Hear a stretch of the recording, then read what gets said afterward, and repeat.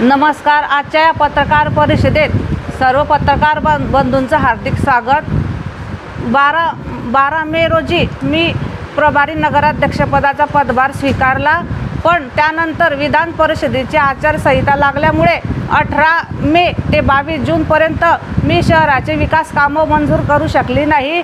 पण येत्या काही दिवसात आम्ही सभा घेण्याचं ठरवलेलं आहे व त्यात शहराचे जे काही विकास काम आहे ते मी मार्गी लावण्याचा प्रयत्न करणार आहे. तसेच मी अमृतचे कामं व भुयारी गटारीचे जे काही काम आहे त्या अधिकाऱ्यांसोबतही मी चर्चा केली आणि ते कामंही लवकरच मार्गी लावण्याचा आमचा प्रयत्न आहे. जोपर्यंत मी या पदावर आहे तोपर्यंत मी शहराच्या विकास कामं प्रामाणिकपणे करण्याचा प्रयत्न करणार आहे. आचारसंहिता लागलेले होते, परंतु भुसावळकरांना पाण्याची टंचाई होते. गेले 15-16 दिवस झाले पाणी मिळत नाही आहे. एकतर्फ नदी भरून वाहत आहे, तर इथे भुसावळकर पाणीपासून वंचित आहे. काय बोलणार आहे याविषयी? तर आपल्या जळगाव जिल्ह्यात हा पाऊस कमी पडत आहे आणि त्यामुळे जळगाव हे आपल्या कमी पडत आहे, परंतु ऐकून घ्या ना, वाहत आहे पाणी. नाही ऐकून घ्या तिथली परिस्थिती आम्ही तुम्हाला सांगतो त्याच्यानंतर. हे वेगळं काम नाही. नमस्कार. आपल्या जळगाव जिल्ह्यात ही पाऊस कमी पडत आहे आणि त्यामुळे दुष्काळजन्य स्थिती निर्माण होत आहे आणि त्यामुळे हातनूर धरणात हा पाणी साठा केवळ 15% शिल्लक आहे. त्यामुळे जिल्हाधिकाऱ्यांच्या आदेशानुसार हे आवर्तन सोडण्यात आलेलं नाही आहे, कारण पुढील काळासाठी तो पाणी पुरवठा शिल्लक ठेवावा असा जिल्हाधिकाऱ्यांचे आदेश असल्यामुळे हे नदीपात्रात आवर्तन सोडण्यात आलेलं नव्हतं. मॅडम, आज रोजी हातनूर धरणामध्ये 57% जलसाठा शिल्लक होता. त्यानंतर हातनूर धरणातून आवर्तन सोडण्यात आलं. नंतर आता पावसाळ्याचं पाणी वाहत आहे का? आता हातनूर धरणमधून तापी नदीला पुन्हा बांधारा ओव्हरफ्लो होतं. आता तुम्ही सांगताय की कलेक्टरच्या आदेशावर न हो, तेव्हा कलेक्टरचे आदेश तसेच होते, पण आता रावेर अजनाद इथं पालिकांनी याची दक्षता घेतली होती का? हो, एक पाणीपासून वंचित झालेलं आहे, त्यांना पाणी मिळत नाही. हो, आम्ही तसं केलं होतं का? काय नोटीस वगैरे काय दिले? हो, आम्ही तसा पत्रही दिलेलं होतं. 2 वेळा पत्र दिलं त्यांना आणि आमच्या आमदार साहेबांनाही फोन केले. तसेच त्यांनी रेल्वे प्रशासन, दीपनगरचं प्रशासन व आम्ही त्यांना रिक्वेस्ट केलं. 3-4 जणांनी मिळून त्यांना रिक्वेस्ट केली, तेव्हा त्यांनी हे पाणी सोडलेलं आहे. पाण्याचा जो विषय आहे भुसावळचा, हा सर्वांनाच माहिती आहे की एप्रिल मे महिन्यात पाणी जर देवाचं आलं तर आपल्याला पाण्याची अडचण येत नाही. यावेळी पाणी लेट झाल्यामुळे पाण्याची अडचण आहे आणि हा काही पहिल्या वर्षाचा विषय नाही. गेल्या मला तरी आता 16-17 वर्ष झाले की शेवटचा जो टप्पा येतो आवर्तनाचा, त्यावेळी प्रत्येक कलेक्टर हे आदेश देतात की पाणी एक्स्ट्रा देऊ नका, जेणेकरून पाणी पिण्यासाठी महत्त्वाचं राहतं त्यावेळी आणि शेतीला बी पाणी सोडणं ते बंद करता. आणि ह्यावेळी काय झालं की पाण्याची एकदम भयंकर टंचाई होती. त्यामुळे तिकडनं जो स्पीड राहतो पाण्याचा येण्याचा तो आपल्याकडे पोहोचली तर 4 दिवस लागता. 800च्या स्पीडने सोडलं तर 4 दिवस लागतं. यावेळी 400च्या स्पीडने सोडलं होतं, म्हणून ते पाणी 6 दिवस लेट झालं. आणि आता शहरामध्ये पाणी मला वाटतं 80-85% भागात सुरळीत झालेलं आहे. आणि जे 10 दिवस होते त्या 10 दिवसाच्या काळामध्ये आम्ही माननीय मुख्याधिकारी साहेब आणि इंजिनियर साहेबांची रिक्वेस्ट करून तात्काळ टँकर सुरू केले. नगराध्यक्ष साहेब त्यांच्याशी बोलले, नगराध्यक्षताई बोलल्या त्यांच्याशी आणि तात्काळ टँकर सुरू करून मला वाटतं की सर्व नगरसेवकांनी, असं एक पण नाही की सत्तेचे किंवा सत्तेचे, सर्व नगरसेवकांनी शहरामध्ये मला वाटतं 1000च्या वरती टँकर वाटलेले आहे. आलेल्या गोष्टीवर तोंड काढणं हे आपलं काम होतं. आम्ही प्रयत्न सर्व गोष्टीचा करतो आहे. शेवटी त्याच्यात पाण्याचा हा भाग असा होता आता की आवर्तन आलं, पाणी सुरळीत झालेलं आहे आणि येणाऱ्या 3 दिवसात उरलेल्या भागात पाणी क्लिअर होऊन जाणार आहे. याच्यामुळे पाणी टंचाईचा जो विषय आहे आणि रेग्युलर 8-9 दिवसांनी परत पाणी सुरू होईल. आणि एखाद्या वेळा तात्विक विषय राहतो, झाड पडलं एखादी तारावरती तर DP बदलावायची आहे, एक्सपेक्ट फिडरची त्यावेळी लेट होतं रोटेशन, नाही तर रोटेशन काही लेट होत नाही. आणि हे तात्विक गोष्टी आहे, ह्या सुरू जाणार आहे. वादळ आलं, DP पडली, तारा तुटले, हाच मेन कारण आहे. पाण्याचं रोटेशन बिघडण्याचं कारण तेच राहतं. ह्या जो आपला जो विद्युत पुरवठा राहतो या हवामानामुळे कधी कधी तारा तुटत आहे. आणि नेहमीच आम्ही विचारतो का लेट झालं, MSBला विचारून का लेट झालं. भाऊ DP उडाली, ओव्हरलोड झाले की उडते, गरम झाले तर उडते, हे तुम्हाला माहितीच आहे. वरतून हीट आणि उन्हाचं हीट ह्यामुळे पाण्याचं रोटेशन ह्या दिवसांमध्ये चुकतं. आता ह्यानंतर जसं हिवाळा लागेल त्याचं रोटेशन 7 दिवसानंतर होईल. तुम्ही स्वतः चेक करा. जसं थंड होईल वातावरणामध्ये त्याचं रोटेशन 7 दिवसात होईल. जसं हीट वाढतं त्याचं रोटेशन 11-12 दिवसात जातं. हा गेल्या 18 वर्षाची परंपरा चालू आहे आणि ती सुरू राहणार आहे अजून जोपर्यंत अमृतचा टप्पा होते ना. अमृतचा सेकंड टप्पा सुरू झालेला आहे आणि तो झाल्यानंतर परत सुरळीत पाणी मिळणारच आहे. तुम्ही विरोधक मध्ये आहे, तुम्ही नगरपालिका अधिकरण केले एक मिनिट आम्ही नाही, याच्या आधी नगरपालिकामध्ये सत्तामध्ये होते त्यांनी विहिरी अधिकरण केलेले, हँडपंप वगैरे दुरुस्ती केलेले, कोणतेही उपाययोजना केलेला नाही नगरपालिका. 4 महिन्यात ना, त्या 4 महिन्यात व्हॅलिड आहे. आता मला सांगा ना, तिथला पाणीला नाल्यातला वास कसा काय येणार आहे? एखादी एरिया जो राहतो तिथे एखादी लिकेज जर असला त्या लिकेजमुळे नाल्याचा वास येतो. लक्षात ठेवायचं. तुम्ही जर नाल्यात पण जो पाणी उचलतं तिथं चला तुम्ही सर्वजण ते चेक करा, तिथं नाल्याचा वास येणार नाही. परंतु लिकेज हा जुन्या म्हणजे ह्या ज्या पाईपलाईन आहे ह्या जुन्या काळाच्या आहे. इथं कुठं लिकेज राहतो. पाईपलाईन जमिनीच्या 8-9 फूट खालती आहे. त्याला जर आज काम करायचं म्हटलं लागलीच तर अजून 2 दिवस पाणी पुरवठा बंद होईल. तर आम्ही थोडंसं विचार करतो की ठीक आहे, नाहीपेक्षा हे पाणी दिलेलं बरं, कारण की लोक अंगावर येतील. याच्यापेक्षा ते पाईपलाईन थोडंसं पाणी सुरळीत झाल्यानंतर या 2-3 पाईपलाईन ज्या खराब झालेल्या आहे जिथून पाणी जातं आहे त्यात ते दुरुस्ती होणार आहे. परंतु पाणी सुरळीत झाल्यानंतर मेन कारण हेच आहे, नदीतलं पाणी नालीतला वास येणारा कधी येणार नाही. परंतु इथं जे पाणी आपण जेव्हा पाईपलाईनमध्ये येतं ह्या सर्व जुन्या पाईपलाईन आहे, तुम्हाला सांगायची आवश्यकता नाही आहे आणि त्या लिकेज होत आहे. त्याच्यामुळे त्याच्यात ते पाणी घुसतं आहे. एखादी गटार वगैरे काही बारीक लिकेज असलं आणि त्याच्यामुळे त्याचा वास येतो आहे. नमस्कार सर्व पत्रकार बंधूंचे. कुत्र्यांचा जो मुद्दा आहे तर भटक्या कुत्र्यांचा मुद्दा हा मी 2 मार्चच्या मीटिंगमध्ये मांडलेला होता. 3 फेब्रुवारीच्या मीटिंगमध्ये मांडलेला होता. तर आम्ही त्या विषयाचा जेव्हा प्रशासन काळ होता तेव्हाच ह्या विषयाला मंजुरी मिळालेली होती. पण तरीही जेव्हा सत्ताधाऱ्यांची सत्ता होती तेव्हा त्यांनी याच्याकडे लक्ष दिलं नाही. ठेकेदार यांच्या मागे स्वतः फिरत होते तरीही यांनी ते लक्ष दिलं नाही. जर तेव्हाच यांनी लक्ष दिलं असतं तर तारकेश झोपेचा मृत्यू हा झालेला नसता आज. आणि आता आम्ही ती मोहीम सुरू केलेली आहे. तर ते म्हणतात की तुम्ही प्रति कुत्रा 1500 रुपये असं दिलेलं आहे ठेकेदाराला. तर त्या 1500 रुपयामध्ये त्या कुत्र्याचं रेबीजचे व्हॅक्सिन, त्याचे उपचार, तो जर जखमी झालेला असला त्याचं सर्व उपचार करून त्याला ठेवायचं, त्याचं जे जेवण वगैरे आहे ते सर्व त्या 1500 रुपयामध्ये आहे. यांनी त्याचा अभ्यास पूर्ण करावा आणि पूर्ण अभ्यास असल्यावरच यांनी बोलावं असं आमची इच्छा. यांनी जनतेला फक्त अर्धवट माहिती न देता जनतेची दिशाभूल करू नये. कुत्रे पडून गेले नाही, कुत्रे पळून गेले म्हणजे कुत्र्यांचा तो पत्रा वाकला त्याच्यामुळे ते कुत्रे काही पळाले. आणि ते म्हणतात की हे दिवसा कुत्रे पकडतात आणि रात्री सोडून देतात, पण हे साफ चुकीचं आहे. कुत्रे आम्ही ते कुत्रे आम्ही प्रत्येक वार्डामध्ये पकडत आहे आणि त्यांचे पूर्ण उपचार झाल्यावरच ते कुत्रे सोडल्याचं काम आम्ही करत आहोत. मॅडम, आज तुम्ही कुत्र्यावरती राजकारण करताय, परंतु आज भुसावळकरांची जी मूलभूत सुविधा आहे, मेन पाणी प्रश्न आहे, त्या पाणी प्रश्नावरती तुम्ही बोलत नाहीये.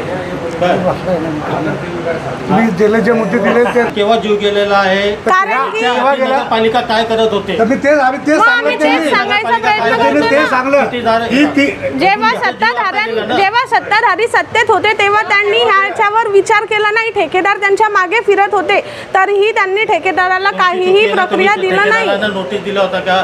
ते सत्ताधारी होते ना. गायत्री भंगाळे नगराध्यक्ष मग तेव्हा माझी गायत्री भंगाळे नगराध्यक्ष होत्या तेव्हाच्या काळामध्ये. मग तेव्हा प्रशासन काळामध्ये मग त्याच्यावर तुम्ही राजकारण म्हणू शकत नाही या गोष्टीला.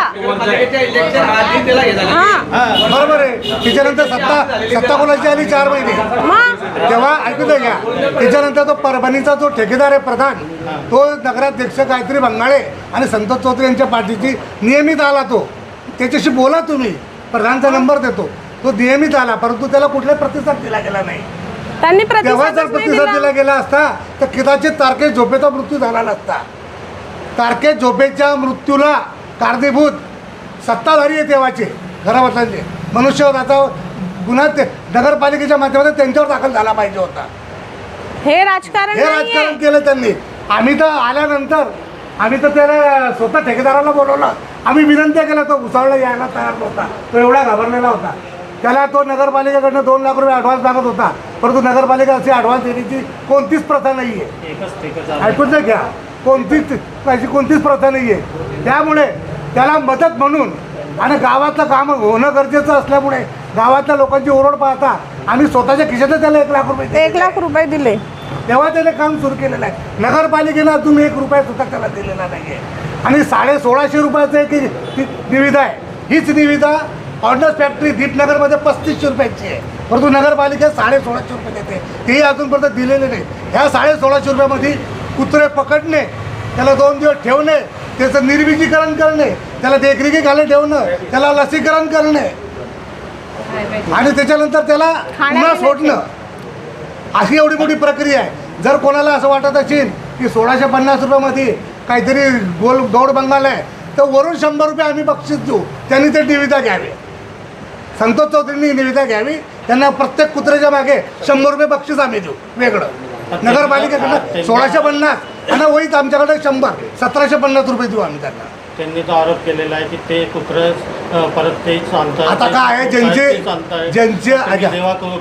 ज्यांची रात्र पूर्ण जागण्यात जाते आणि दिवस आज झोपण्यात जातो, त्यांना शहरात काय चालू आहे हे कसं कळणार? कुत्र्यावरती जेव्हा कुत्रे पकडल्यानंतर आपण आजही तुम्ही जाऊन बघून या. नाही, काय टॅग लावलं होतं का काय कुत्र्यावरती? काय टॅग त्याचं त्याग करतात, त्याचं कान कापताय सोडताना. मग ते आरोप कसा करताय की तेच कुत्रा? मग आता त्याला पूर्ण काही माहिती धंदे नाहीये वगैरे ना, दिलं. पूर्ण एक माहिती काम नाहीये करायचंय. त्यांना. पूर्ण रात्र जागायचं आणि दिवसा झोपून राहायचं. काय काम कसं काय दिसेल? काहीतरी गावात काम चालू आहे, कुठल्या प्रभागात पकडले जात आहे. अगदी आपण गंगाराम पासून जामनेर रोडपर्यंत 24 नंबर प्रभाग, राजभाऊ हॉटेलचा प्रभाग आपण या भागामध्ये पकडलेले आहेत. पण असे काही एकाच टायमाला 2000 कुत्रे पकडू शकत नाही. त्यांना ठेवण्याची क्षमता आहे का? आता आपण शेल्टर हाऊस बांधण्याचा ठराव येत्या मीटिंगमध्ये घेतलेला आहे. आणि राजकारण सत्ताधारी करताय, लोकांची दिशाभूल करताय, हे जनतेला खोटं सांगतायत. काल भुसावळ नगरपालिकेचे स्वीकृत नगरसेवक संतोष चौधरी यांनी एक पत्रकार परिषद घेतली.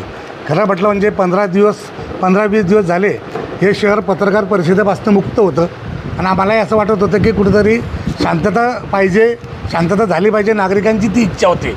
परंतु आता कोणी आरोप करेल आणि ते आम्ही सहन करायचे, हे दिवस आता संपलेले आहेत. त्यामुळे आम्हाला आरोपाला प्रत्यारोप किंवा त्याचं उत्तर देणं आमच्यासाठी भाग आहे. तर त्यांनी अनेक मुद्द्यांवर म्हणजे वाटेल ते बोललेत. खरं म्हणजे त्यांनी कुठल्याही प्रकारची माहिती घेऊन बोललेले नाहीत किंवा त्यांचं जनरल नॉलेज अतिशय कच्चं आहे हे त्यातनं त्यांना सिद्ध केलेलं आहे. कुत्रे पकडण्यासंदर्भामध्ये त्यांनी अगदी बालिश भूमिका घेतली आणि बोललेत की तेच कुत्रे पकडतायत, तेच कुत्रे सोडताय. मुळात नगरपालिकेने किती कुत्रे पकडले, किती कुत्र्यांचं त्यांचं निर्विजीकरण केलं, किती जणांना लसीकरण दिलं किंवा किती कुत्र्यांना ऑपरेशन केले, सोडले, हे विचारलं पाहिजे होतं. ते न विचारता तेच कुत्रे पकडतात, रात्री तेच सोडतात, तेच सकाळी पकडतात. अरे पुऱ्या गावामध्ये कुत्रे असताना तिथं तेच कुत्रे पकडण्याची गरज काय? मुळात एकाच वेळेला 1000-2000 कुत्रे पकडू शकणार नाही, कारण त्यांना ठेवायचं असतं, 2 दिवस आपल्या देखरेखीत ठेवायचं असतं, त्यांना लसीकरण करायचं असतं, निर्विजीकरण करायचं असतं. निर्विजीकरण केल्यानंतर ते मरू नये म्हणून 2 दिवस त्यांना खाऊ पिऊ घालून मग नंतर त्यांना सोडायचं असतं. ह्या सगळ्या प्रक्रियेला वेळ लागतो, किमान 3 ते 4 दिवस. म्हणून असं, आणि तिथं क्षमता तेवढी नाही एका वेळेला. आतापर्यंत नगरपालिकेच्या माध्यमातून किमान आपण 350 ते 400 कुत्रे पकडलेले आहेत. त्यातल्या काही जणांचे आपण निर्विजीकरण केले, काही वेळेला डॉक्टर अवेलेबल नाही झाला, त्यामुळे आपण त्यांना जंगलात दूर सोडून आले. त्यापैकी एक कुत्रं त्या भागात वापस आलं असं एखाद्यानं उदाहरण द्यायला पाहिजे. आता गंगा पाटपातले कुत्रे पकडले, कोणते वापस आलेले आहेत तिथं किंवा कोणत्या भागातले, ते त्याच जंगलामध्ये आम्ही सोडून आलेले आहेत. परंतु हाही नियम आहे की कुत्रं हे 80 किलोमीटरच्या दूर सोडलं तर ते कधीच येत नाही, पण 10-20 किलोमीटरच्या अंतरात सोडलं तर ते त्यांची सुंगण्याची क्षमता जास्त असल्यामुळे ते येऊ शकतात. त्यामुळे असं काहीतरी बालिश उत्तर द्यायचं, गावामध्ये चमकुगिरी करायची आणि असं बोलायचं, याला काही अर्थ नाही. ह्या शहरातली कुत्रे पकडणे असो, पाणी पुरवठा असो, हा राजकारणाचा भाग नाही. कुत्रे पकडणे यामध्ये तारकेत झोपे नावाच्या एकुलत्या एक बाळाचा मृत्यू झालेला आहे. यात कोणतंही राजकारण केलं नाही पाहिजे. आज त्या एकुलत्या एक कुटुंबातला मुलगा गेलेला आहे. त्यामुळे आम्ही तर 2 लाख रुपये मागत होता ॲडव्हान्स नगरपालिकेकडनं, पण नगरपालिका ॲडव्हान्स द्यायची पद्धत ती, म्हणून आम्ही 1 लाख रुपये त्याला खिशातनं दिले आणि त्यांचे काम सुरू केलेलं आहे. संथ गतीने सुरू आहे, परंतु काम सुरू आहे. येत्या काळामध्ये शहरातले संपूर्ण कुत्रे हे पकडले जाणार आहेत. आता लोकांना दिलासा दिला जातो आहे की आता आम्ही 14 तारखेला येऊ, 15 तारखेला येऊ. अधिकाऱ्यांना धमक्या दिल्या जात आहे, कर्मचाऱ्यांना धमक्या दिल्या जात आहे. आता का कोर्ट कचेऱ्या तुमच्या खिशात थोडी आहे की तुम्ही म्हणता 14 तारखेला तुम्हाला डायरेक्ट चार्ज देतील आणि तुम्ही इतर त्यांच्याजवळ कुठल्याच प्रकारचे कागद नसल्यामुळे त्यांना कुठंच दिलासा मिळणार नाही हे मी जगजाहीर सांगतो. का त्यांचे संपूर्ण कागदपत्र हे खोटे आहेत आणि त्यांनी जो खोटा पाया रचून त्यांनी जे नगराध्यक्षपदाची निवडणूक जिंकलेली आहे ती कदापि सक्सेस होणार नाही. त्या नगराध्यक्ष म्हणून त्यांना दिलासा मिळणार नाही. त्यामुळे त्यांनी दिवसा असे मुंगिरी लालचे हसीन स्वप्ने बघू नये. कदाचित त्यांच्या कार्यकर्त्यांमधला जोश, त्यांच्या नगरसेवकांमधला उत्साह टिकून राहिला पाहिजे म्हणून ते जर असे वक्तव्य करू शकत असतील, करत असतील. परंतु त्यांनी रात्री न जागता दिवसा जागावं, गावामध्ये काय काम चालू आहे हे बघावं. आता पाण्याच्या संदर्भामध्ये तुम्हाला अगोदर सांगितलं, हातनूर धरणातनं आपल्या धरणात आपल्या बंधाऱ्यात पाणी येतं. तिथं 15 ते 17% साठा होता, तो पिण्यासाठी राखीव ठेवलेला होता. असा जर अचानक तोही जोपर्यंत पाऊस पडत नाही, आता जे तुम्ही म्हणत होते ना, जेव्हा 15 ते 17% पाणी शिल्लक होतं त्याच्यामुळे झालं. त्याच्यानंतर पाऊस पडल्यानंतर ते तिथं ते बंधारा आणखी तर हातनूर धरणामध्ये पाणी आलेलं आहे. त्यामुळे पहिल्या दिवशी त्यांनी 400 क्युसेसनं सोडलं पाणी आणि नंतरच्या 2 दिवसानंतर पुन्हा 400 क्युसेसनं सोडलं. असं 800 क्युसेसनं पाणी आपल्या बंधाऱ्यापर्यंत पोहोचलं. जिथं 6 दिवस लागणार होते तिथं 4 दिवसात आपलं पाणी पोहोचलेलं आहे. ब्रिटिश काळापासून पाणी टंचाई आहे आणि आपला जो तापी बंधारा आहे तो तापी बंधाऱ्याची जी उंची आहे ती वाढवण्यात नगरपालिका त्याच्यामध्ये नाकाम झालेली आहे. दुसरं, ते पाणी दरवर्षी पावसाळ्याचा जो पाणी आहे ते वाहून जातो. सर्वात अगोदर तुम्ही हे लक्षात घ्या की तो रेल्वेचा बंधारा आहे, नगरपालिकेच्या मालकीचा. नगरपालिका ऐकून जा घ्या, रेल्वेचा बंधारा आहे, नगरपालिकेच्या मालकीचा नाही आहे. त्याच्यावर जे स्ट्रक्चर केलं जातं हे उन्हाळ्यामध्ये फक्त पाणी साठवण्यापुरती केलं जातं. ते पुरामध्ये वाहून जाईल हे अपेक्षित आहे. कारण त्याच्यावर झालेला जो खर्च आहे, नगरपालिका आहे, नगरपालिकाचे स्वतःचे बांधारा नाही आहे पाणीचा. मग आता अमृत योजना काय आहे? केव्हा येईल अमृत योजना? एक लक्षात घ्या, अमृत योजना जोगलखेडा भानखेडा तरी जाऊन आले का तुम्ही? अशात जाऊन आले का? अशा जर जाऊन आले तर तुम्हाला तिथलं काम दिसेल. ज्या आपल्या जॅकवेल ह्या जर आता सुरू केल्या असत्या ना तर कदाचित झाल्या नसत्या. एवढं तिथं पाणी आहे. त्या आपण पूर्वीच केल्या म्हणून बरं झालं. त्याच्यानंतर आपण आपल्या 1/2 किलोमीटरची फक्त पाईपलाईनचं काम शिल्लक आहे, ते सुद्धा शेतकऱ्यांची थोडंसं अडचण आणली म्हणून ते काम बंद पडलेलं आहे. त्याच्यानंतर मग जलशुद्धीकरण केंद्राचं काम सुरू आहे. सगळ्या प्रकार अमृत योजनेच्या फेज 2 मधलं सगळं काम सुरू आहे. उलट पक्षी तुम्ही सर्वांकडनं मला अपेक्षा होती की जी अमृत योजनेची पहिली टाकी, आपल्या शेवटची टाकी संतोषी माता मंदिरापाशी बांधणार होते ती बंद पाडण्यात आली. गायत्री बंगाळे नगराध्यक्ष असताना त्याचा जाब कोणीच विचारला नाही. उलट आता आम्ही तो विषय सभेसमोर घेऊन त्या मक्तेदाराला ते काम सुरू जिथं खोदकाम केलेलं आहे तिथं सुरू करण्यासंदर्भामध्ये आम्ही आदेश देणार आहोत, कायदेशीर आदेश देणार आहोत. ह्या शहरामध्ये आम्हाला कोणत्याही प्रकारचं राजकारण करायचं नाही आहे. नगराध्यक्ष ह्या अपात्र झालेल्या आहेत, त्यांना आता कोणत्याही प्रकारचा नगरपालिका अधिकार नाही. त्यामुळे उपनगराध्यक्षांकडे हा चार्ज आलेला आहे. आता कोणी म्हणतंय पाट्या लावून फिरताय, फलाण्या लावून फिरताय. अहो, जो अधिकार आहे तो त्यांचा काय अधिकार आहे? आता एका स्वीकृत नगर जेवायला किती अधिकार आहे तो तुम्ही तो पाळत नाही. तुम्ही सभागृहामध्ये आवाचा तवा करतात त्यावेळेस त्याचा उपनगराध्यक्ष आहे. कायदेशीर त्यांना तो अधिकार आहे. कायदेशीर त्या उपनगराध्यक्षांना नगराध्यक्ष पद आपोआप प्रभारी पद येतं. आणि जर याच्या संदर्भामध्ये जर काही चुकीचं असेल तर तुम्ही एखादी तक्रार जिल्हाधिकाऱ्याकडे का करत नाही आहे? नगरपालिकेमध्ये एखादा भ्रष्टाचार होतो आहे का लेखी तक्रार करत नाही आहे? तुम्ही कोणाला कशासाठी? तुम्ही तक्रार केल्या पाहिजेत, तुम्ही बोललं पाहिजेत. प्रसार माध्यमांसमोर मोठमोठ्यानं आवेशात बोलणं हे वेगळी गोष्ट आहे, परंतु प्रॅक्टिकली तुम्ही त्याच्या बाबतीत तक्रारी दाखल करणं हा वेगळा विषय. त्यांनी तक्रारी दाखल केल्या पाहिजे. विनाकारण आरोप करून उपयोग नाही. 22 कोटी 40 कोटी 6 कोटीच्या संदर्भामध्ये एक बी ठेकेदारानं येऊन सांगितलं तर आम्ही सामूहिक राजीनामे देऊ. मुळात 2018 रोजी जेव्हा आपण अमृत योजनेची निविदा काढली ती श्री जैन यांनी भरलेली होती. जैन कंपनीने भरल्यानंतर त्यांना आपण भुसावळमध्ये बोलवून ह्या तिथामधून त्यांना 8% रेट कमी करण्यास सांगितलेला होता आम्ही. यांच्या वेळेला असतं तर यांनी 16% वाढवून सांगितले असते. आम्ही 8% त्यांना कमी केलेलं आहे. हे मी बोलत नाही आहे, नगरपालिकेमध्ये याचं प्रोसिडिंग आहे की ज्या मक्तेदारानं काय रेट भरलेला होता आणि आम्ही त्याला कमी करून काय रेटनं ते काम दिलेलं होतं. 8%. आज हे 100 कोटीमध्ये 8% म्हणजे 8 कोटी रुपये होतात. ते 8 कोटी नगरपालिकेचे आम्ही वाचवलेले आहेत. यांना 4 महिन्यामध्ये त्या अमृत योजनेचा परत कोणतं लक्ष दिलं गेलं नाही. त्याची उलट टाकीचं काम बंद केलं, त्या ठेकेदाराला धमके दिल्या. त्यानंतर आता जो हायवे क्रॉसिंगसाठी पैसे लागत होते ते दिले गेले नाही. फक्त नगरपालिकेत निवडणुकीच्या वेळेला 2.5 कोटी रुपयाचा जो निधी होता त्यामध्ये 55% कोणी टक्केवारी खाल्ली, कोणत्या हरामखोराने खाल्ली ते थोडंसं तपास केला पाहिजे. 6 कोटी रुपये जर कोणी म्हटलं की खाल्लेले आहे कोणी एकाने बी तर आम्ही सामूहिक राजीनामा देऊ. बोलवा अशोक जैन यांना, पत्रकारांसमोर बोलवा. उलट त्यांचा आम्ही 8 कोटी रुपये पालिकेचे वाचवलेले आहेत. त्याचे 1 रुपयाचे आम्ही दागिनदार नाही. उलट बक्षीस त्यांनी काम केलं पाहिजे. त्यांना ते काम करत नाही म्हणून आम्हाला नाइलाज असतो. आमची इच्छा नसताना आम्हाला त्यांना काळ्या यादीत टाकायची गरज पडली म्हणून सेकंड फेज आम्ही दुसऱ्या मक्तेदाराला दिलेला आहे. आता ते ऑनलाईन टेंडर प्रोसेस असते.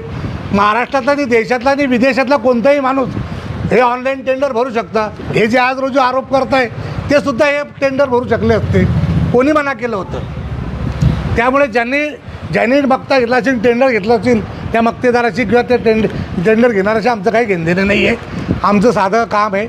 आम्हाला ते काम खूप कंप्लीट करून ह्या शहराला पाणी पुरवठा द्यायचा आहे. 17% पाणी पुरवठा तिथं असल्यामुळे ते 4 दिवस आवर्तन उशिरा आलं. त्यामुळे 10 दिवसाच्या ऐवजी 14 दिवसाच्या आड लोकांना पाणी मिळालं. परंतु येत्या काळामध्ये हे काही कंटिन्यू 14 दिवस राहणार नाही, हे 10 दिवसच राहणार आहे. उलट काही लोकांनी तर गोष्टी केल्या होत्या की आम्ही 5 दिवसात पाणी देऊ. 5 दिवसात 1 दिवस कमी करू शकले नाही. ते 1 दिवस 10 दिवस त्यांच्या काळात 4 महिन्यामध्ये 1 ॲलमचा तुकडा आणू शकले नाही, क्लोरीन आणू शकले नाही. त्या 4 महिन्यामध्ये दुसऱ्या ठेकेदाराचे बिलं काढलेत. परंतु साधं डिझेलमध्ये आता मागच्या वेळेला त्यांच्या 15 दिवसामध्ये त्यांनी 5,500 लिटर डिझेल खर्च दाखवला. ज्या गाड्या बंद आहे त्याच्यावर सुद्धा खर्च दाखवला. ते सगळं डिझेल यांच्या स्वतःच्या गाड्यामध्ये टाकलं. हे सगळे डिझेल चोर, हे सगळे जेवढे तरी सत्ताधारी होते सगळे डिझेल चोर होते. यांनी त्यांच्या गाड्यामध्ये डिझेल पेट्रोल टाकलं. त्यानंतर त्या पेट्रोल पंप मालकानं नगरपालिकेला डिझेल देणं बंद केलं. तिथं एकदा सोडून आम्ही आमच्या शैलजाताई नारखेडे नगराध्यक्षा झाल्यानंतर सर्वात अगोदर आम्ही डिझेल सुरू केलं. कारण आपल्या गावात पाणी देणं, फायर फायटरला डिझेल पुरवणं किंवा ट्रॅक्टरला या सगळ्या गोष्टी करायच्या असल्यामुळे आम्ही त्याला 2 बिलं दिलेत.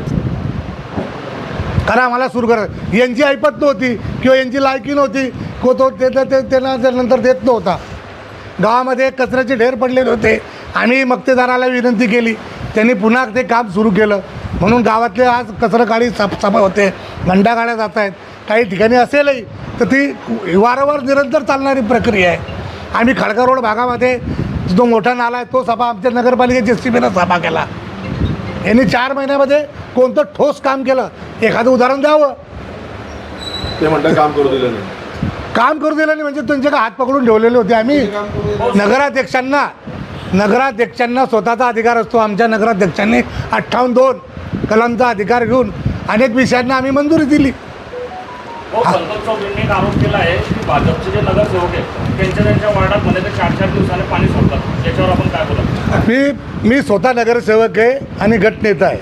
जर नुसत्या नगरसेवकाच्या वाड्यात 4 दिवसाच्या आड असेल तर गटनेता नगराध्यक्ष वाड्यात तर रोज पाहिजे. मग पण तसं नाही आहे.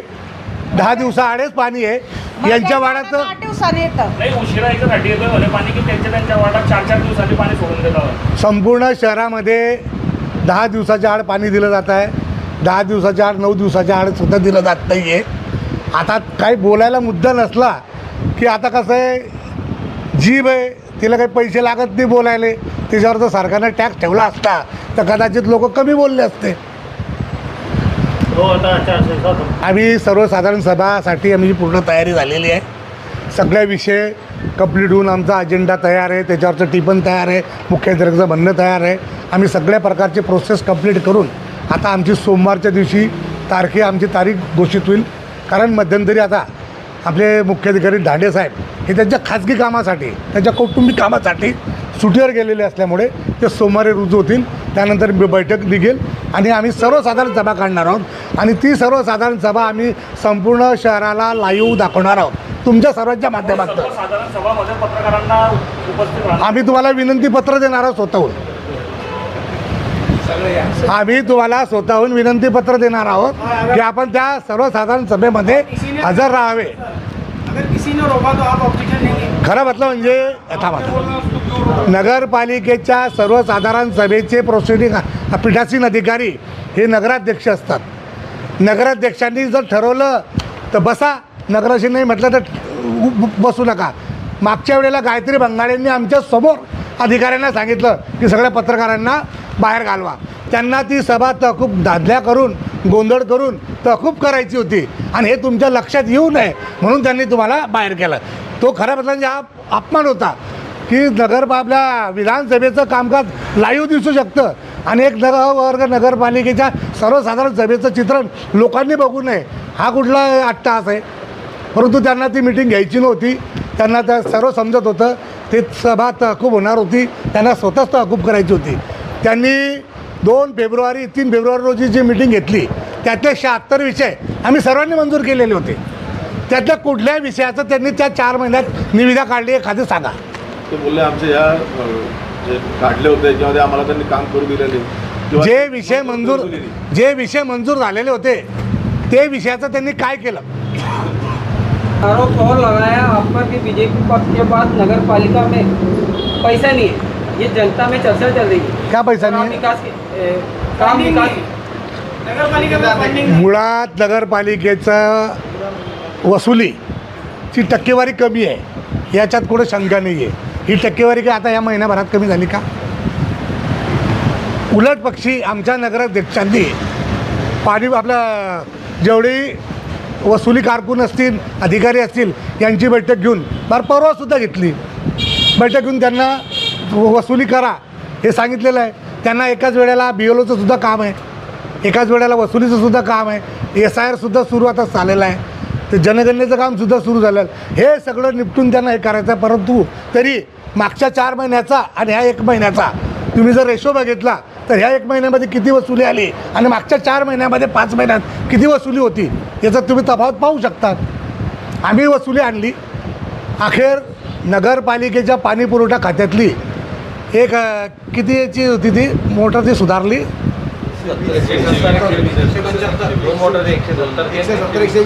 170ची 120ची एक ऑलरेडी बिघडलेली होती, चालू असताना दुसरीही बिघडली. खरं म्हणजे नगरपालिकेने एक बिघडल्यानंतर ती सुधारून ठेवायला पाहिजे होती. परंतु ज्या 4 महिन्यामध्ये ते सुधारण्याचं त्यांना साधा औदार्य दाखवलं नाही. कारण त्यांना फक्त त्यांचे टक्केवारी घेऊन बिलं काढायचे होते. कधी नगरपालिकेच्या ठेकेदाराचे काढायचे होते तर कधी त्या नगरपालिकेच्या जे निवडणूक झाली त्या ठेकेदाराचे काढायचे होते. त्यामध्ये अभी शहर में MSCB डिपार्टमेंट की ओर से डिजिटल मीटर लगाए जा रहे हैं. हाँ, जिसमें हाईकोर्ट के आदेश है अगर आपका मीटर अच्छा है तो आप वो मीटर जब तक के ग्राहक नहीं बनेगा तब तक के MSCB डिपार्टमेंट के अधिकारी मीटर नहीं लगा सकते. बराबर. लेकिन अभी कड़का रोड पर हम थे, वहाँ पर MSCB अधिकारी की ओर से उनकी मनमानी की जा रही थी और वो मीटर जबरदस्ती लगा रहे थे. वहाँ पर जो विरोध भी किया गया उन लोगों का. सर्वात अगोदर तुम्ही हे लक्षात घ्या की हे मीटर लावणं हे स्वेच्छेनं लावणं हा सर्वात पहिला मुद्दा आहे. स्वेच्छेनं जर तुमची इच्छा असेल तर त्यांना लावायला पाहिजे अन्यथा लावू नये. दुसरं असं जबरदस्ती लावत असतील तर त्यांनी सगळ्यांनी सामूहिकरित्या त्याला विरोध केला पाहिजे. तिसरं एखाद्याचं मीटर आता अनेक जण मीटरमध्ये घाला करतात, काही आकोडे टाकून ठेवतात, काही करून ठेवतात.